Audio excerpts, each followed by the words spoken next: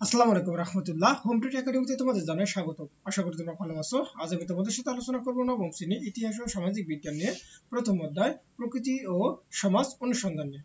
তোমাদেরকে বলতে চাই, তোমরা যদি আমার চ্যানেল নতুন হয়ে থাকো অবশ্যই চ্যানেলকে সাবস্ক্রাইব করিও। তাহলে আজকে আমাদের মূল আলোচনার বিষয় হচ্ছে প্রকৃতি ও সমাজের প্রভাব নিয়ে আলোচনা করবো। আর তোমরা যদি আমার আগের ভিডিওটি দেখতে চাও, আমি ডিসক্রিপশনে লিঙ্ক দিয়ে দেবো, তোমরা সেখান থেকে দেখতে পারো। তার মানে আমরা যদি একটু নিচে যাই, আমরা একটা ছক দেখবো, মূলত সেটাই পূরণ করব। তার মানে তোমরা একটু পড়ে নেবা যে প্রকৃতি ও সমাজের প্রভাব কি কি, এগুলো একটু তোমরা এখান থেকে পড়ে নিলে বুঝতে পারবা। তারপরে হচ্ছে সমুদ্রের বুকে জব্বার হোসেন, অর্থাৎ তার যে ইতিহাসটা রয়েছে সেই ইতিহাসটা একটু এখান থেকে পড়তে হবে। তারপরে যদি আমরা আরেকটু নিচে আসি, তারপর আমরা দেখবো যে আজ অন্বেষার বিয়া, অর্থাৎ এখানে যে বিষয়গুলো আলোচনা করা আছে তোমরা একটু পড়লে এগুলো বুঝতে পারবা। আসলে এখানে তেমন কঠিন কোনো বিষয় দেওয়া নাই। তারপরে আমাদের হচ্ছে মূল কাজ হচ্ছে এই যে অনুশীলনী কাজ, অর্থাৎ 1 নম্বর যে কাজটা রয়েছে আমরা এই কাজটা মূলত কি করব, পূরণ করব। তো এখানে আমাদের কি বলতেছে অনুশীলনী কাজ 1-এ, যে আমরা জব্বার হোসেন ও অন্বেষা সাংমার জীবনের গল্প পর্যালোচনা করলে দেখতে পাই যে সমুদ্র তীরবর্তী জেলে সম্প্রদায় ও গাঢ় নৃগোষ্ঠীদের জীবনযাত্রা গড়ে উঠেছে বিভিন্ন ঐতিহাসিক ও সাংস্কৃতিক প্রেক্ষাপটে। এই দুই সম্প্রদায়ের ইতিহাস, ভাষা, পোশাক, খাবার, উৎসব ইত্যাদিতে রয়েছে ভিন্নতা। এখন তাহলে আমরা ওপরে দুটি গল্প এবং বই, পত্রিকা ইত্যাদি উৎস থেকে তথ্য নিয়ে নিচে সবটি কি করব, পূরণ করি। তাহলে আমাদের এখানে প্রেক্ষাপট থাকবে, অর্থাৎ প্রেক্ষাপটের মধ্যে থাকতে পারে ঐতিহাসিক প্রেক্ষাপট, তারপরে সাংস্কৃতিক প্রেক্ষাপট, আর সমুদ্র তীরবর্তী জেলে সম্প্রদায়, আর হচ্ছে এখানে থাকবে হচ্ছে গাঢ় নৃগোষ্ঠী। তো চলো আমরা এই ছকের একটা নমুনা উত্তর দেখে নেওয়া যাক। তার মানে তাহলে সর্বপ্রথম আমাদের হচ্ছে কি সমুদ্র তীরবর্তী জেলে সম্প্রদায়, অর্থাৎ ঐতিহাসিক প্রেক্ষাপটের মধ্যে কি থাকতে পারে, যে সমুদ্র উপকূলে গুটি কয়েক মানুষ বাস করে যারা সমুদ্রকে কেন্দ্র করে জীবিকা নির্বাহ করে। এর ফলে ঐতিহাসিকভাবে এই পরিবেশে স্থায়ী হয়ে যায় এবং সেখানেই বসবাস করে। তাহলে গাঢ় নৃগোষ্ঠীর জন্য কি হতে পারে ঐতিহাসিক প্রেক্ষাপট, যে গাঢ় সম্প্রদায়ের মানুষ পাহাড় বা সুউচ্চ টিলায় বাস করে। এরা সাধারণত মানুষের থেকে ভিন্ন পদ্ধতিতে জীবন ধারণ করে। তারা বংশ পরম্পরায় সেই ভিন্ন পদ্ধতি জীবন যাপন করে আসছে। এই জীবন ধারণ পদ্ধতি তাদের ঐতিহাসিক প্রেক্ষাপট তৈরি করে দিয়েছে। তারপরে সাংস্কৃতিক প্রেক্ষাপটের মধ্যে কি থাকতে পারে, যে সমুদ্রের পাহাড়ে বসবাস করার ফলে অনুন্নত জীবনধারা তৈরি করেছে।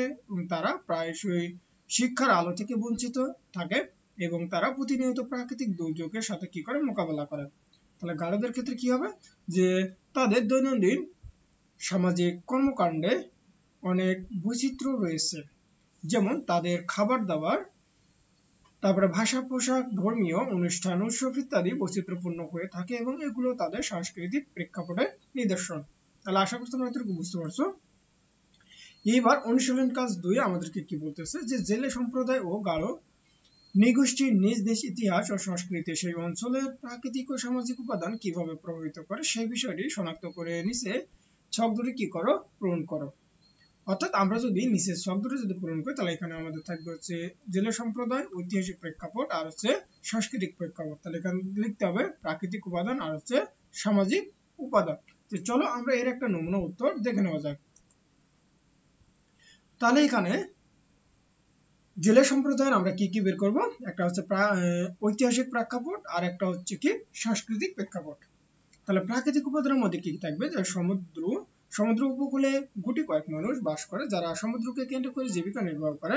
ফলে ঐতিহাসিকভাবে এই পরিবেশ স্থায়ী হয়ে যায় এবং সেখানে কি করে, তারা বসবাস করে। আর সাংস্কৃতিক প্রেক্ষাপট, যে সমুদ্রের পাড়ে বসবাস করার ফলে অনুন্নত জীবনধারা তৈরি করেছে। তারা প্রায়শই শিক্ষার আলো থেকে বঞ্চিত থাকে এবং তারা প্রতিনিয়ত প্রাকৃতিক দুর্যোগের সাথে কি করে, মোকাবেলা করে। তাহলে সামাজিক উপাদানের মধ্যে কি কি থাকতে পারে, যে উপকূলীয় অঞ্চলে বসবাস করায় তারা পর্যাপ্ত শিক্ষা সুযোগ পায় না।